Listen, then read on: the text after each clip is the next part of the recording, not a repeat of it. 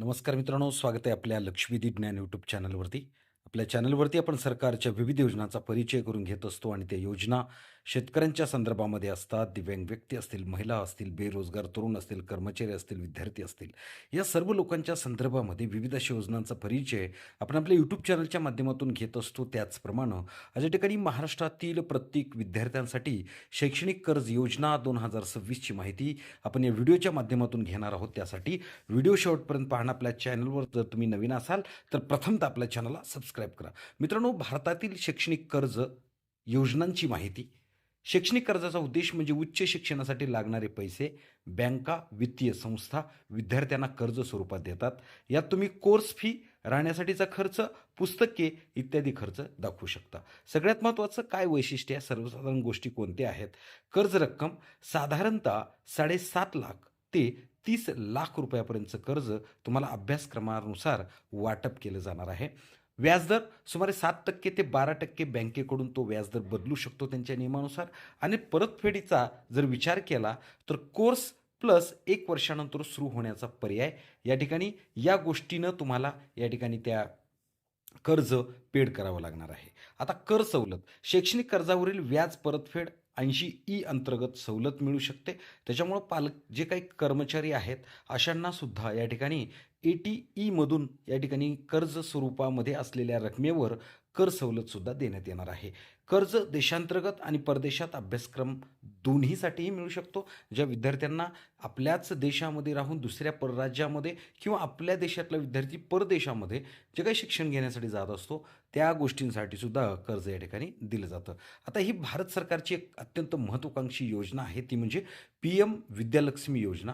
केंद्र सरकार पी-एम विद्यालक्ष्मी योजना म्हणून विद्यार्थ्यांना शैक्षणिक कर्जावर व्याज मदत देत असते. आता कर्जावर 3% व्याज सहाय्य असते. 1 लाख विद्यार्थ्यांना दरवर्षी मदत करण्याचा सरकारचा मानस आहे आणि ऑनलाईन अर्ज पी-एम विद्यालक्ष्मी पोर्टलवरून आपल्याला करता येतं. त्याच्यामुळे महाराष्ट्रातले जे विद्यार्थी आहेत त्यांना सुद्धा या योजनेचा फायदा नक्कीच भेटू शकतो. महाराष्ट्रातील विशेष योजना कोणत्या आहेत? सगळ्यात महत्त्वाचं, एक पूर्ण भारताचा विचार केला तर महाराष्ट्र त्या बाबतीत थोडंसं अग्रेसिव्ह आहे.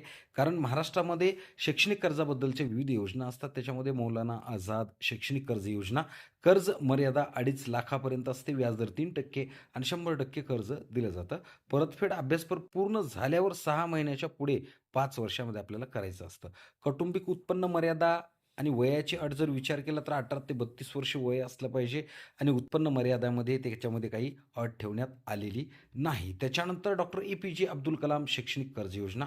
कर्ज रक्कम 5 लाखापर्यंत आहे, व्याजदर 3% आहे. परतफेड अभ्यास पूर्ण पूर्ण झाल्यानंतर 5 ते 6 महिन्यानंतर 5 वर्षासाठीची परतफेड असणार आहे. वय 16 ते 32 वर्ष असेल तर त्या यांना सुद्धा या ठिकाणी भेटणार आहे. कौटुंबिक उत्पन्नावर अट लागू असणार आहे. याच्यामध्ये उत्पन्नाची अटसुद्धा ठेवण्यात आलेली आहे. शैक्षणिक कर्ज व्याज परतावा योजना. आगरी समाजातील विद्यार्थ्यांना राज्य देशात अभ्यासासाठी ₹10, परदेशातील अभ्यासक्रमासाठी ₹20 लाख रुपयापर्यंतचं कर्ज दिलं जाणार आहे. त्याच्यामुळं या ठिकाणी विद्यार्थ्यांचं वय पाहिलं तर 17 ते 30 वर्ष असणं अत्यंत आवश्यक आहे.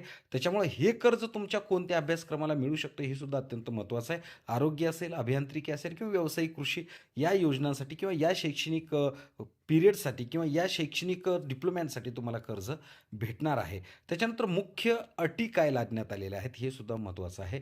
बहुतेक शैक्षणिक कर्जासाठी बँकेतून किंवा राष्ट्रीय पोर्टलवर अर्ज करावा लागतो. काही योजना तारण न घेता सुद्धा या ठिकाणी कर्ज देतात. परतफेडीचा कालावधी हा लवचिक असतो आणि मटेरियल प्रमाणात दिलं जातं. महत्त्वाचं म्हणजे कर्ज घेण्या अगोदर व्याजदर आणि परतफेडीचा कालावधी आणि अर्जाच्या अटी काळजीपूर्वक वाचणं आपल्याला अत्यंत आवश्यक आहे. आणि शैक्षणिक कर्ज ही विद्यार्थ्यांना उच्च शिक्षणासाठी आर्थिक सहाय्य देणारं उत्तम साधन आहे. पण फक्त शैक्षणिक कर्जासाठी वापरलं पाहिजे. व्याज आणि परतफेडीचा खर्च लक्षात घेतला पाहिजे. योजनांची पात्रता आणि लाभ या काळजीपूर्वक आपण वाचल्या पाहिजे. या सर्व गोष्टी आपण जर अंडरस्टँड केल्या तर नक्कीच आपल्याला आपल्या विद्यार्थ्यांसाठी शैक्षणिक कर्ज मिळू शकतं. त्याच्यामुळे आपल्या आजूबाजूला जे काही पालक आहेत, ज्यांना परिस्थिती पैशाची कमी आहे, ज्यांना अडचण आहे, अशा व्यक्तींना या योजनेचा लाभ व्हावा या दृष्टीनं हा व्हिडिओ बनवला आहे. हा व्हिडिओ जर आवडला असेल तर इतरांना सुद्धा शेअर करा. आपल्या चॅनलवरती जर तुम्ही नवीन असाल तर प्रथमतः आपल्या चॅनलला सबस्क्राईब करा. धन्यवाद.